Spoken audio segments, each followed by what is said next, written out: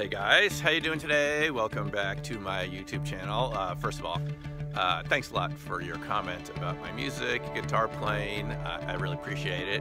When I'm not doing the things that you normally think that I'm doing, all the research and study and lecturing about all these cool subjects that we like to talk about here on the channel, I also like to play a little acoustic guitar because, you know, every coin has two sides, and so do I. Which do I prefer? You know, they both go together. You don't have a coin without two sides. So life comes through in many different ways. Sometimes it comes through music, and sometimes it comes through knowledge and intuition, and it's all good, right? So what I wanted to talk to you about right now is this concept of what are ETs really, and what exactly are we experiencing with all this unexplained aerial phenomena. I mean, I'm sure you've really wondered this quite a bit. I mean, who are in these craft? Where are they coming from? And so forth. And I don't think it's quite as straightforward as we always make it out to be. If you go back to like the 1950s, when you had the original UFO conferences, I believe they were called the Big Rock Conference at Joshua Tree, California. There were those big rocks out there. And there were these conferences out there they called the Big Rock Conferences. And Adamski was out there and other folk.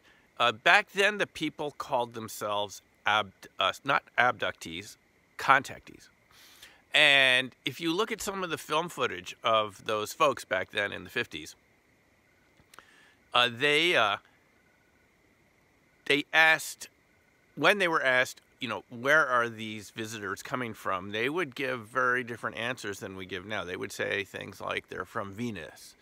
They're from Jupiter, you know, and if you ask them the interactions they had, it was very, you know, similar in some ways to what people experience now, but it's also very different. So you kind of sort of have to wonder what is really going on there, because the explanations that they would give were inevitably from some planet in our solar system when they were asked where these UFOs were coming from. Where these flying discs, you know, because the phenomena has evolved and changed over the decades. And it wasn't really until the Barney and Betty Hill incident from New Hampshire in the 1960s that this idea of these visitors coming from really far away was first introduced. I mean, when Betty was put under hypnosis, she said the visitors told her that they were coming from Zeta Reticuli. Which at the time I believe was a star system which I don't believe that astronomers had quite seen yet. But when it was discovered, it was, you know, the same sort of map that she had drawn out, which sort of lent some credence to her story.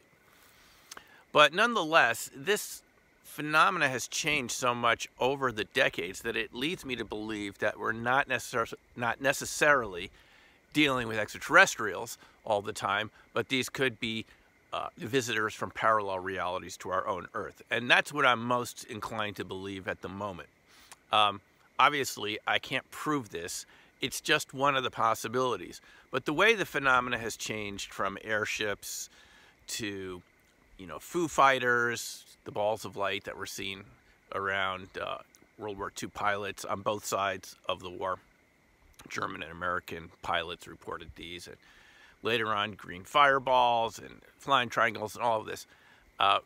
I think this has something to do with us. And I think the reason that we experience this phenomena changing over the years, if these were advanced civilizations, we wouldn't, and they were coming to us from far away, we wouldn't expect their ships to be changing all the time. But I think this has something to do with us.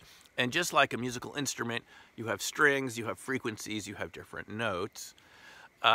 We have a certain frequency and a certain note that we all play on in our lives. I mean, we wouldn't be communicating right now if we weren't on the same channel, would we? And in a sense, you can think of your whole life as a particular channel, and there are other frequencies around you that you don't necessarily perceive, but sometimes you come in contact with them. They're different notes. And it could be that parallel realities have different notes, and sometimes we interact with them. And we see them come through, and in our mind, because we don't have any real theoretical development to explain multiple realities. I mean, as I've mentioned before, this idea was first proposed in its formal sense as an alternative to Copenhagen quantum mechanics by Hugh Everett III in the 1950s at Princeton. And it was suppressed by his doctoral committee, mainly John Wheeler. It was just considered too weird to consider alternate versions of yourself, splitting off every nanosecond into alternate realities. And as I've mentioned, there's newer versions of this that don't have the splitting, but just kind of accept the existence of parallel realities and very subtle interactions, the many interacting worlds model and so forth. But still, we're developing these ideas. They're still relatively new. So I think what happens is our minds, for lack of a better way to understand who these beings are, gives it the rubric extraterrestrial. And we think they're from afar. And perhaps even in the 50s, the contactees were told by these visitors, since they knew that humans at the time really couldn't understand parallel realities very well. I mean, I didn't really come across it till some of the Star Trek episodes in the 1970s as a kid. So perhaps these visitors say they're from, you know, Venus or Mars or somewhere, because they know that's kind of the limit of human comprehension. I think you can see where I'm going with this. And that's kind of how I feel about it, is we throw on the label ET because it makes it acceptable and understandable. We can kind of understand the idea of guys and gals getting in their little metal ship somewhere and flying over here. But if you think about it, the distances are pretty large with our technology as it is. And I'm discounting this any secret space program for the moment. I'm just going with the stuff that I saw at Bigelow Aerospace, which is normal crew capsules, 3D Newtonian stuff. And going from that, it would take us a really long time to get anywhere. I mean, even our sun is 8 minutes away at the speed of light. And I believe the next star system over is 4 years away at the speed of light. And those other stars we see out there are really far away at the speed of light.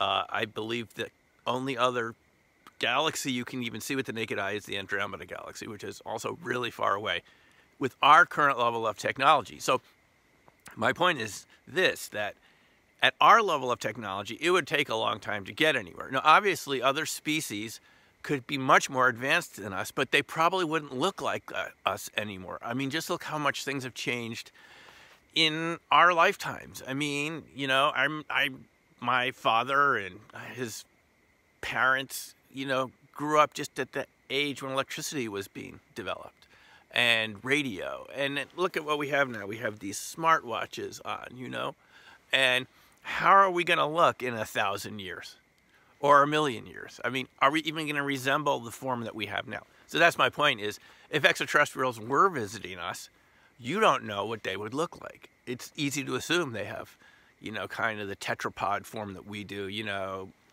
symmetrical, hemispheric design, 2 hands, 2 legs, 2 eyes, so forth. Well, we don't know that.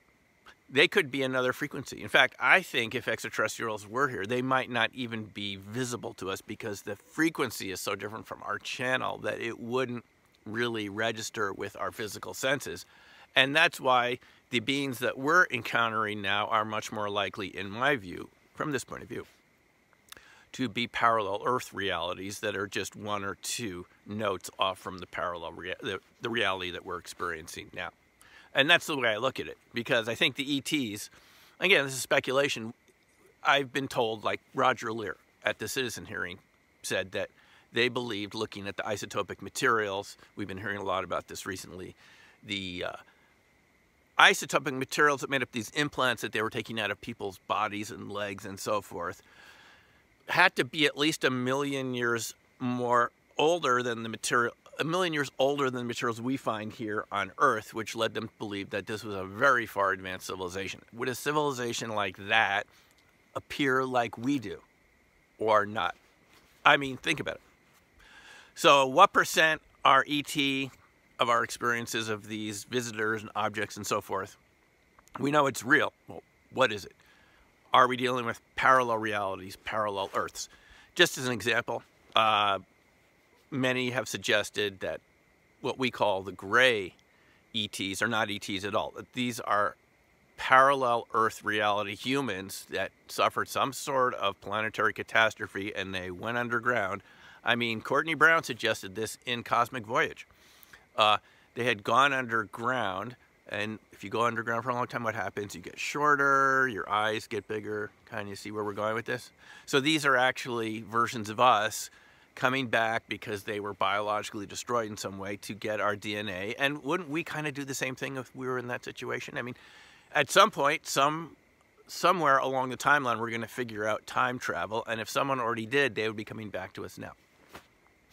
So anyway, this is another way to look at this. And if you had to ask for percentages, I mean, I don't know. I would imagine, in my way of thinking here, maybe 95% of what we're experiencing are parallel Earth realities. Civilizations our own and other civilizations from Earth and parallel realities, and maybe 5% or less is ET of what are real, you know, experiences that people have with real craft. And I'm not talking about the 80-90% that we can explain away with conventional explanations. The remaining 5-10%. Okay. Anyway, what do you think? Do you think that makes sense or not? Let me know. Put your comments in the box below. Thanks again for watching. See you next time, and take care. Bye.